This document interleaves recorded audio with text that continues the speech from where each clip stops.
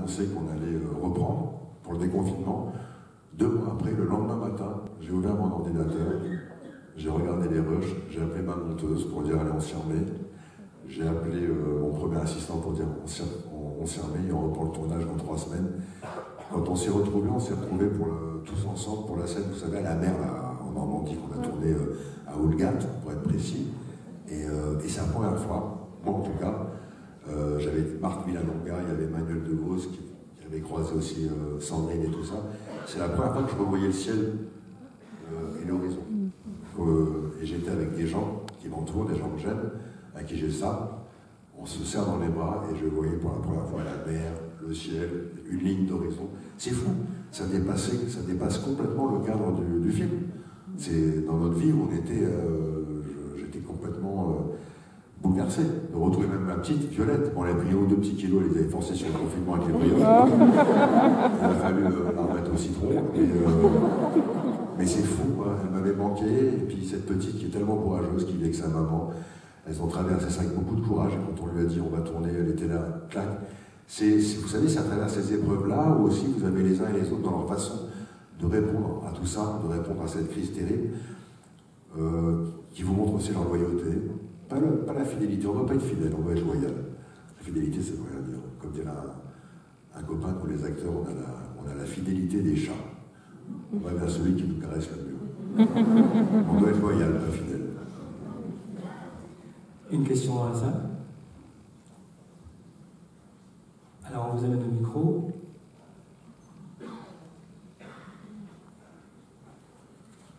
Bonjour à vous. En fait, ce film, bravo pour ce film. Vous voyez, vous vous entendez mal aussi, moi aussi, donc vous m'avez convaincu. Enfin, ça fait depuis quelques années aussi que j'ai des problèmes d'audition et souvent je dis à ma femme qu'est-ce qu'il a dit. Ce film est superbe et donc je vais aller consulter, je vais aller m'en parler.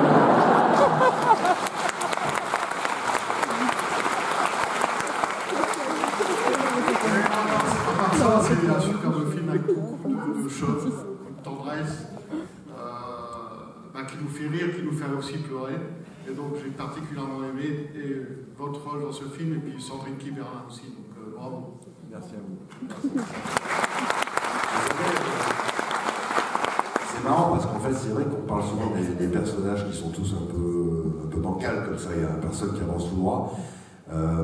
J'ai souvent qui me revient à l'esprit, c'est, vous savez, quand on fait le cours de lecture labiale avec Berléand, quand il tombe amoureux, quand cette jeune fille le regarde et qu'elle tombe un peu amoureuse de lui, bon, c'est parce que c'est du cinéma, parce que sinon, je ne sais pas comment on peut arriver jusque-là, mais comme c'est un gras garçon. Et quand elle tombe amoureuse de lui, la jeune fille qui est vraiment prof de langue des signes et de lecture labiale, elle ne voulait pas venir le matin. Elle ne voulait plus venir tourner. Parce que je dis, maintenant, on va vous mettre à l'image et puis vous allez m'aider un peu à coacher des gens qui sont, pour la plupart, sourds profonds. Et vous allez m'aider et puis vous tombez amoureux de Berléand, il tombe amoureux de vous, et on va s'arranger, on va faire un truc.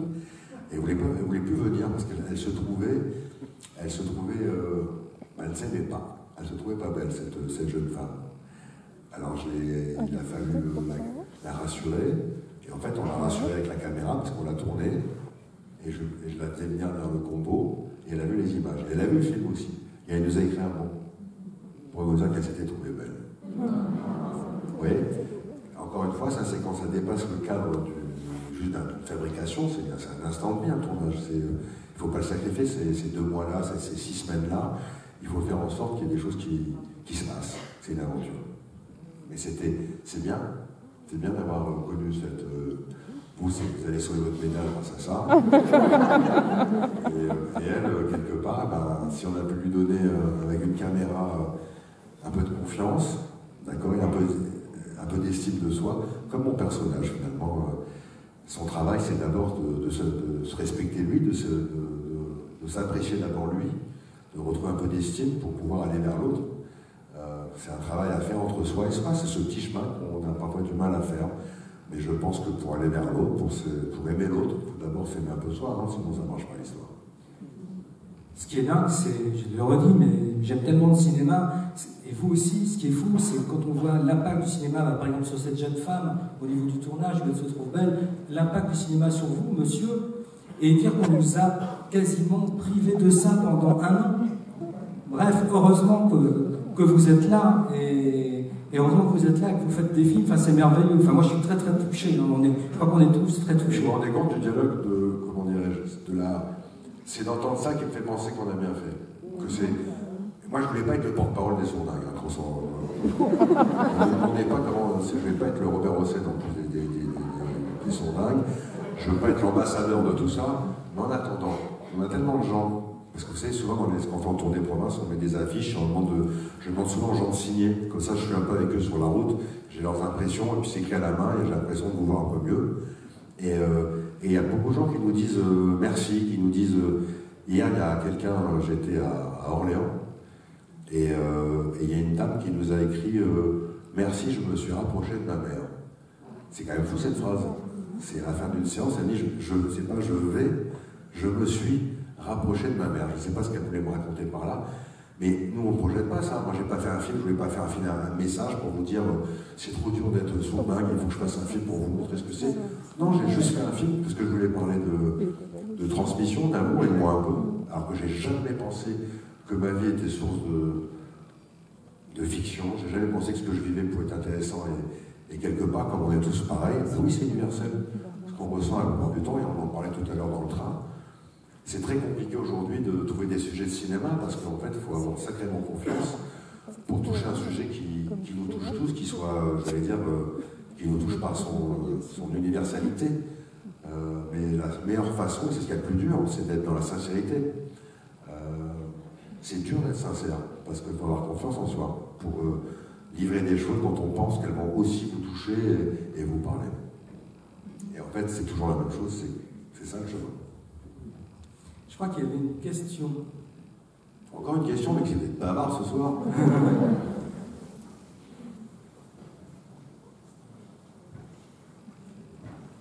Moi, je voulais vous dire merci pour ce film parce que il m'a beaucoup parlé et comment je me demandais avant que vous preniez la parole comment un réalisateur avait pu retransmettre avec autant de justesse ce qu'un sourd vit chaque jour. Et maintenant, je comprends mieux, effectivement. Et je me disais aussi, votre film devrait être diffusé sur toutes les chaînes de télévision à une heure de grande écoute. Mais d'abord au cinéma. Oui, mais aussi, tout le monde ne va pas au cinéma. Tout le monde ne va pas au cinéma et beaucoup de gens regardent la télé aussi. Voilà. Oui, bien sûr. Oui, bien sûr au cinéma. Voilà. Le film Madame sera diffusé sur France 3, sur Canal+, sur C8, sur Ciné+. Ah ben merci, merci beaucoup. Le principe un peu du cinéma français, c'est qu'on prévend les films auprès des chaînes de télévision pour les financer. Donc là, je peux vous assurer qu'il sera bien diffusé en télévision, mais surtout il sera en salle, avec des sous-titres à certaines séances, avec de l'audio-description pour d'autres... voilà, il y a plein de systèmes aujourd'hui qui existent, qui permettent... j'ai même appris lors de cette tournée qu'il y avait des boucles magnétiques qui permettaient de renforcer les appareils, ce que je ne savais pas. Donc il y a plein de choses qui sont intéressantes, qui permettent aux personnes malentendantes de pouvoir suivre correctement un film. Vous parliez tout à l'heure en fait de ces 15 minutes que vous aviez demandé de couper. Le film est une comédie. Alors vous dites c'est une vanne presque, que vous trouvez les films toujours trop longs. Mais est-ce que une bonne comédie se doit d'être rythmée et que du coup il faut resserrer un peu? Moi je pense qu'il y a un sentiment quand on voit un film de mouvement. Il y a des mouvements. Et parfois on sent qu'un pivot dans un film n'est pas au bon endroit et que le reste paraît long. Donc souvent en décalant légèrement un petit pivot dans un film, ça change tout un film. Et effectivement, une comédie ne repose que là-dessus. C'est-à-dire que si vous avez un long tunnel où les gens ne rient plus, où il n'y a pas d'émotion, ça retombe complètement. Donc moi je réfléchis beaucoup en mouvement quand je regarde un film. Je me dis, est-ce que je suis dans le bon mouvement?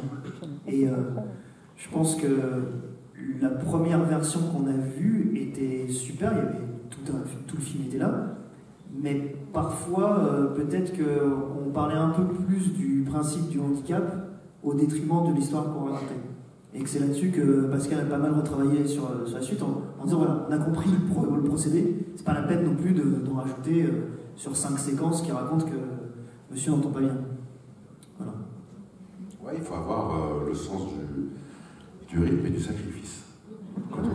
Non mais c'est vrai, quand on est au montage, il faut savoir la première chose qu'on doit faire après, c'est un peu notre petite cuisine, mais souvent, vous savez, on écrit un scénario, on fait un film, et puis après on monte le film qu'on a écrit. Mais en fait, non.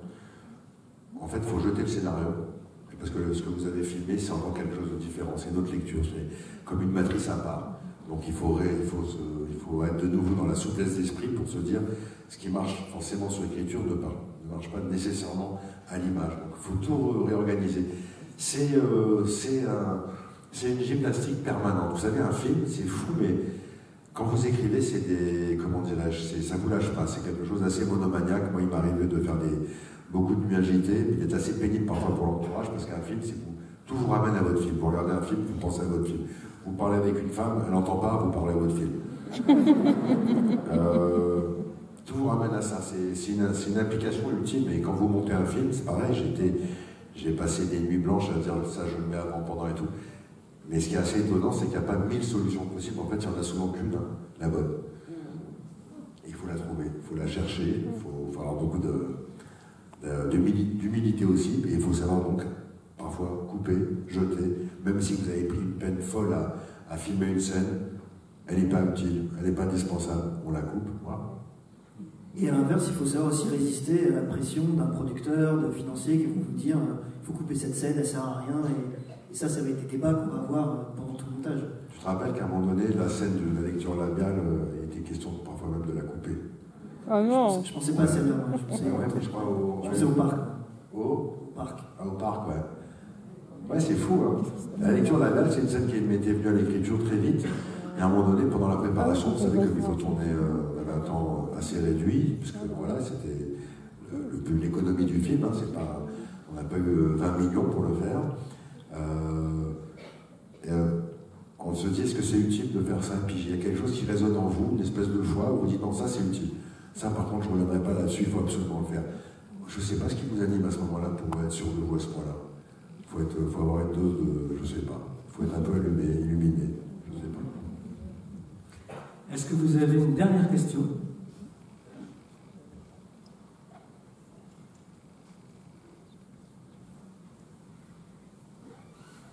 On est compte quand je fais des débats, ces moments de solitude quand on attend une question. Mais en même temps, j'ai jamais osé moi poser une question en public.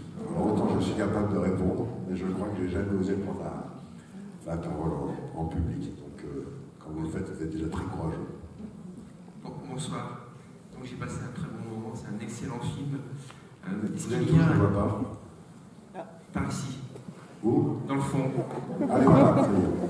Est-ce qu'il y a une signification particulière au personnage de Marc Villalonga dans le lien que vous avez avec, et plus précisément entre eux, qui perdait Louis, l'audition, et elle, qui perd la mémoire et dont les relations sont un peu ambiguës? Est-ce qu'il y avait une signification particulière? C'est un très beau personnage également. En fait, vous savez, mon personnage doit faire ce chemin avec lui-même pour se retrouver et aller vers l'autre.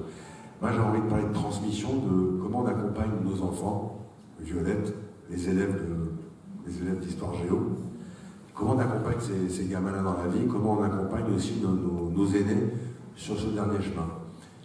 C'est des choses dont je voulais parler. Évidemment, ça m'a servi parce que je trouvais bien que ce type-là devienne un jour un homme pour pouvoir après s'occuper de sa maman. Et c'est un peu les problématiques qu'on a à mon âge où on est à la lisière de quelque chose où on doit savoir ce qu'on va laisser, ce qu'on doit transmettre et qui on doit accompagner.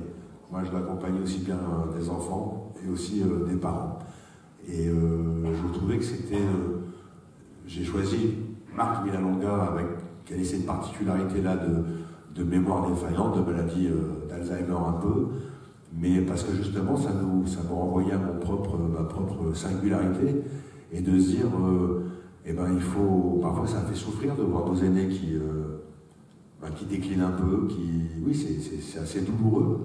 Et ben je trouvais ça intéressant que lui fasse abstraction de sa propre douleur à lui, parce qu'il n'a pas le choix, pour aller s'occuper enfin de sa mère, et d'aller la retrouver à la fin, et d'assumer enfin ce que sa mère est aussi, parce qu'au début on voit bien qu'il est, quand il va sur la plage et qu'il est comme ça, parce qu'en fait il ne supporte pas de voir sa mère partir comme ça un peu.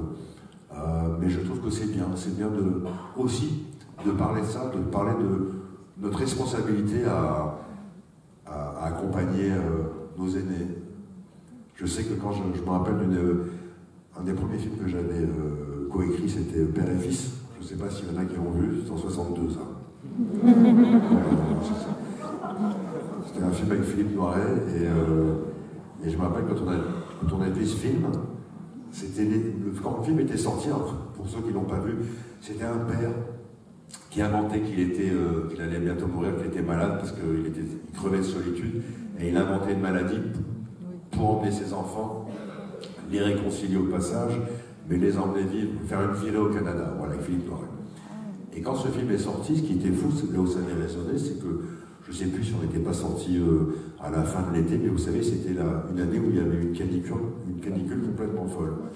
Et ce qui m'avait complètement fracassé et marqué à l'époque, c'est qu'en France, il y avait beaucoup de personnes, jeunes et moins jeunes, qui étaient partis seuls à leur domicile, sans aide, sans regard, qui sont partis seuls. Alors qu'il n'y a pas forcément ça dans d'autres cultures, d'autres pays. En Espagne, en Italie, on est beaucoup plus près de la famille, dans la tradition. Et en France, ça m'avait beaucoup marqué. Et c'est quelque chose, moi, qui m'accompagne toujours, ce besoin de... quand je fais un film, j'ai besoin qu'il y ait des enfants et des gens plus âgés. J'ai besoin que ce film, il soit, j'allais dire... c'est un peu le reflet de la vie, quoi. C'est pas facile, parfois, d'avoir quelqu'un qui décline à vos côtés, quelqu'un qui a été votre modèle, et de le voir décliner. Et ok, c'est pas facile, mais il faut l'accompagner quand même. Parce que c'est notre mission, c'est ça, c'est le deal.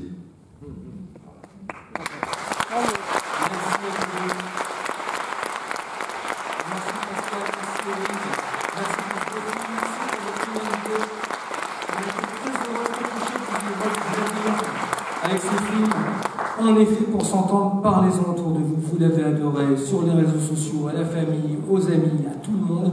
Le cinéma en a besoin, ce film en a besoin, les comédiens, l'équipe. On y tient, on y croit, on compte sur vous. Ça sort le 17 novembre. Dites-le à tout le monde.